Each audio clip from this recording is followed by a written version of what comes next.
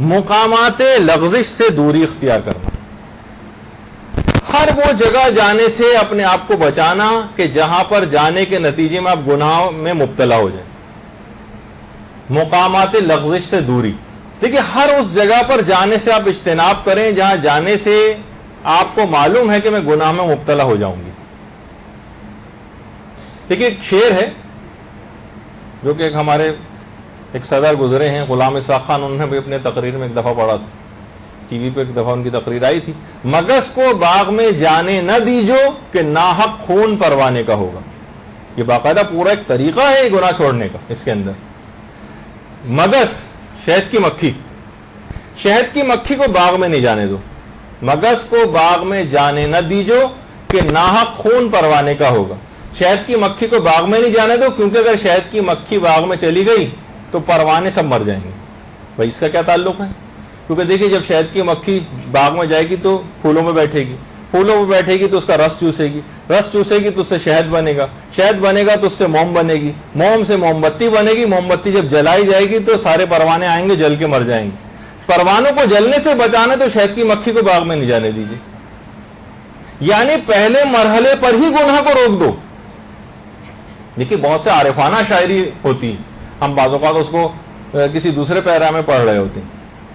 یعنی پہلے مرحلے میں گناہ کو، ایسا نہیں کہ مثلا گناہ پلتا جائے پلتا جائے پلتا جائے پنپتا جائے، معاشرے کے اندر اپنی جڑیں جو ہے مضبوط کر لے، اور اس کے بعد پھر ہم جب بیدار ہوں اس وقت وہ تناور درخت بن چکا ہے، اب اس کی ٹوپلیں اور اس کے سے پتے جھاڑنے کا کوئی فائدہ نہیں ہوگا، اب تناور درخت بن گیا ہے۔ بہت سارے گناہوں کو بہت ٹو نپ ان دا بڈ جس کو کہا جاتا ہے نا، انگریزی کا جو محاورہ ہے، بالکل ابتدان ہی غربہ کشتن روز اول، جو فارسی کا بھی، پہلے دن ہی جناب بلی کو اگر مار کے بھگا دیا جائے تو وہ پھر وہ آنا بند ہو جاتی، لیکن ایک دفعہ اسے چیچڑے کھانے کی اور عادت ہو جائے اس جگہ پہ آ کے تو بہت مشکل ہے اس کو اس سے پیچھا چھوڑانا۔ تو بہت ابتدائی مرحلے میں دیکھیے بہت ساری مخلوط اجتماعات ایسے جس میں ہمیں جانا پڑ جاتا ہے، بہت ساری چیزیں ایسی ہیں جیسے کہ خود گھر میں ہمارے جیسے ٹی وی ہے، اس کو کوئی معمولی چیز نہ سمجھیں۔ آپ کہیں گے کہ اچھا یہ ہمیں شاید کوئی پرانے کسی دور کے اندر جو پہاڑوں کا اور جو پرانا پتھروں کا دور ہے اس میں واپس لے جانا چاہتے ہیں، یہ سب چیزیں تو گھروں میں ہیں، ہاں بالکل گھر میں ہوں، لیکن ان کے جائز استعمال کے ساتھ۔ اگر اس کا استعمال حرام ہو رہا ہے گھر میں، اس پہ خوب گانے سنے جا رہے ہیں، اس پہ حرام فلمیں دیکھی جا رہی ہیں، اس پہ اخلاق خراب کر دینے والے پروگرام دیکھے جا رہے ہیں، چاہے اس اعتبار سے نہ ہو، اب تو مکالموں کے اندر فحاشی اور بغیرتی جو ہے وہ بڑھتی چلی جا رہی ہے۔ آپ کو پتہ نہیں کہ بچوں کے دماغ پر کتنے ان چیزوں کے اثرات ہوتے ہیں۔ ساری زندگی، بعض اوقات آیت اللہ شہید مرتضی مطہری نے لکھا ہے کہ بچہ اگر کوئی نامناسب ایسا سین ٹی وی کے اوپر دیکھ لیتا ہے تو بعض اوقات پوری زندگی کا تقوی و پرہیزگاری بھی اس کو اس چیز میں گرنے سے نہیں بچا سکتا، بعض اوقات کہ اتنا زیادہ وہ اس کے دماغ پر بہت سی چیزیں نقش ہو جاتی ہیں۔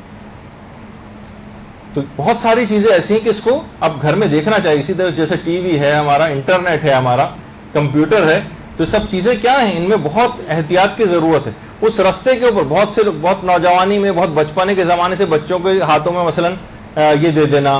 موبائل فون دے دینا، بہت ابتدان، یعنی ابھی اس کا بچپنا تھا، اس کے کھیلنے کودنے کے دن تھے، اس کے معصومیت کا زمانہ تھا، اور اس معصومیت کے زمانے کو داغدار کر کے رکھ دیا، اس کو تباہ و برباد اس کے بچپنے کو کر دیا ان تمام چیزوں نے، اور کہا وہ افراد پھر اس کے بعد پھرتے ہیں، پھر روتے ہوئے پھرتے ہیں، والدین علماء کے پاس جاتے ہیں، ان سے پوچھتے ہیں بچہ خراب ہو گیا اب کیا کریں، فلاں چیز، آپ نے خود ہی بچے کو پانی میں تالاب میں دھکا دیا تھا، اس کے بعد کہہ رہے ہیں کہ دیکھو تالاب میں گرتے رہے، خبردار گیلے نہ ہونے پانے، کیسے ممکن ہے؟ یہ سب چیزیں بھی اس کو آپ نے پرووائڈ کر دی، سارے گناہ کے آلات گھر کے اندر مہیا کر کے رکھے ہیں، گناہوں کی طرف ایکسس اس کا اتنا آسان کر دیا آپ نے گھر میں۔ اگر واقع اب یہ بھی نہیں کہ ہم کہہ رہے کہ ان چیزوں سے اپنے ان بچوں کو دور کر لیں ایک دم سے، اس طرح سے نہیں، لیکن ان کو کسی قواعد و ضوابط کا، والدین کو ذہانت کا استعمال کرنا پڑے گا۔ کتنے ٹی وی ایسے جو پروگرام ہیں جو ٹی وی کے اوپر آتے ہیں، گھر میں سربراہ ادارہ کی ذمہ داری ہوگی کہ کچھ نہ کچھ وہ اس طرح کی چیزوں کا انتظام کرے کہ کون سی عمر کا بچہ کون سا پروگرام دیکھے گا۔ ٹی وی پر کتنے ایسے چینلز ہیں کہ جو کہ سینسر کر کے نکالے جا سکتے ہیں، ان کو باقاعدہ آپ چیزیں سیکھیے کہ کس طرح سے ہم اس چینل کو اسکپ کر سکتے ہیں، کون سے چینل کو لاک کر سکتے ہیں، کیا کر سکتے ہیں۔ بچے تو اپنی ظاہر ہے اس لحاظ سے آگے بڑھنے، چیز تو اپنے اب اس کو ہٹا نہیں سکتے، ورنہ کہیں اور جائے گا اور کوئی خرابی اس کو ہوگی، وہ بالکل آزادانہ بے باکانہ اس کو دیکھے گا۔ لیکن گھر میں اس کو یہ سب چیزیں مہیا کر دی جائیں. ایرانی ڈش مثلا ایک آتی ہے, اس پہ کتنے ایران کی میں جتنے بھی فلمیں اور پروگرامز بھی آتے ہیں اس میں کوئی مخرب الاخلاق چیز نہیں ہوتی.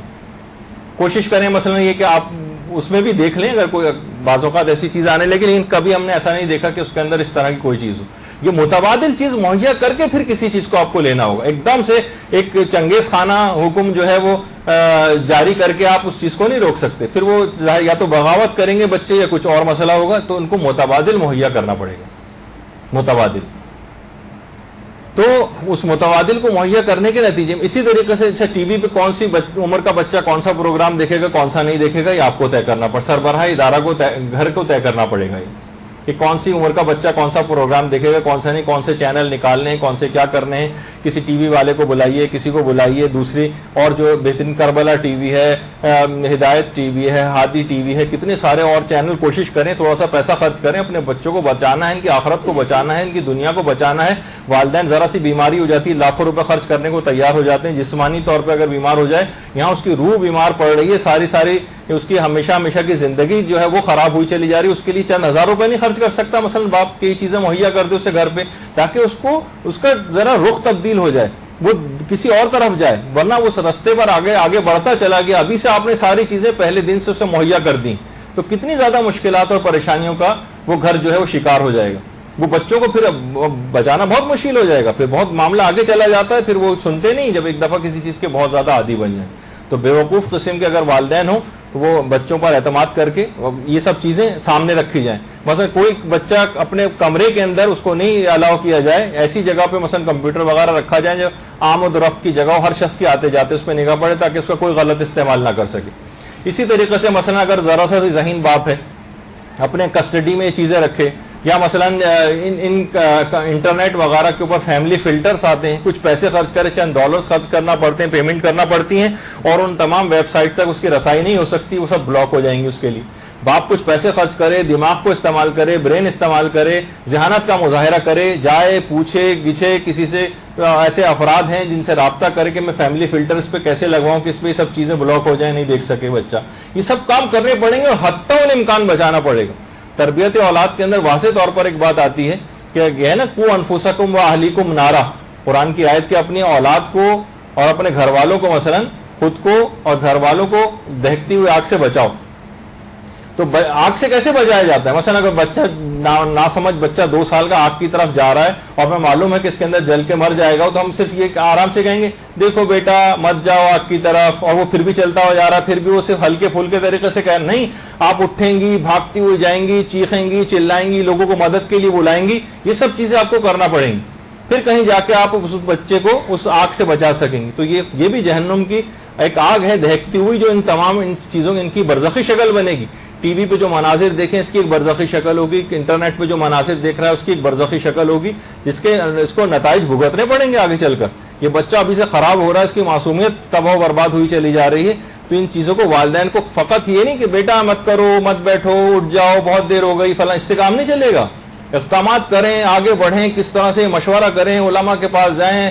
کچھ اور افراد سے مشورہ کریں, میں اس کو کیسے اس چیز سے چھڑاؤں, کون سی ایسی متبادل چیزیں مہیا کروں جس سے بچہ جو ہے وہ کسی بھی اس کا بھی شکار نہ ہو احساس کم طریقہ کہ سب بچوں کے پاس ہے اس کے پاس نہیں ہے, لیکن کسی ضابطے کے تحت تو لے کر آئیے اس کو.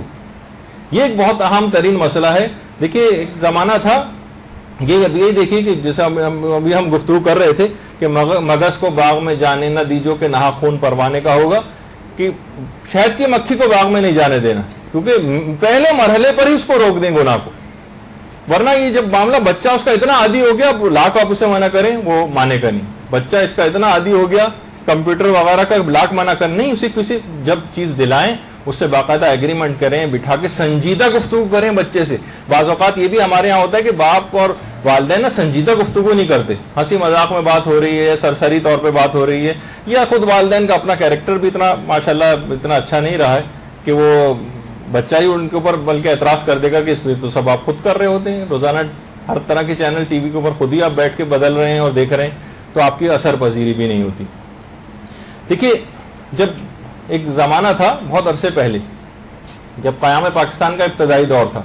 تو اس وقت 2 اسلامی فلمیں آئی تھیں اور کراچی میں بھی دکھائی گئی تھی, ان کا بڑا ایڈورٹائز ہوا تھا,